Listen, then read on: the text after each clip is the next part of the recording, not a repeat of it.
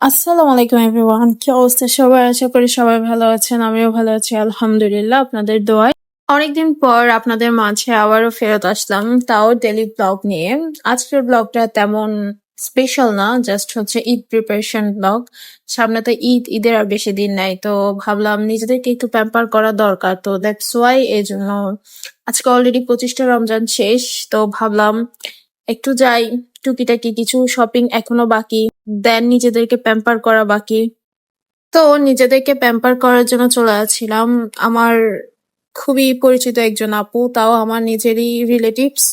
ওনার পার্লারে চলে যাচ্ছিলাম আমি আর আমার ফ্রেন্ড, আমরা দুজনে মিলে।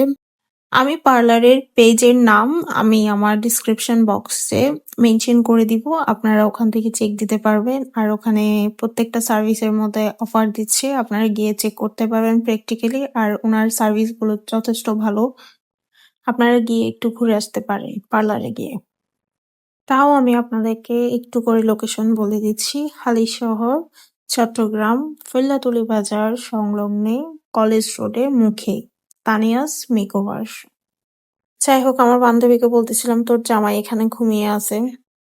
এইসব দুষ্টামি করতে করতে ফাইনালি চলে আসছি। এখানে নাম্বারও দেওয়া আছে, আপনারা যোগাযোগ করতে পারেন।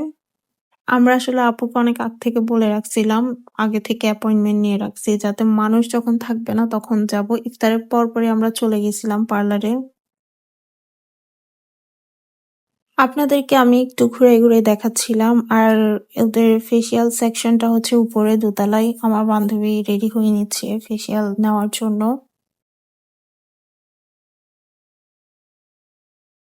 তেমন কিছু না, বিফোর আর আফটার ফেসটা একটু নেওয়ার জন্য। ফেসিয়াল করার আগে একটু ফেসটা দেখায় নিচ্ছে সে, এরপর ফেসিয়ালের পরেও দেখাবে। আমি এখানে বসে বসে ওর ফেসিয়াল করা দেখতেছি। আমার বান্ধবী ঘুমের রাজ্যে চলে গেছে। যে আপুটা ফেসিয়াল করাই দিচ্ছে ওনার হাতটা যে এত পরিমাণ ভালো, বলার বাহিরে। আমরা আমাদের পার্লারের কাজ সেরে চলে যাচ্ছিলাম একটু মার্কেটের দিকে, কিছু টুকিটাকি জিনিস নেওয়ার ছিল।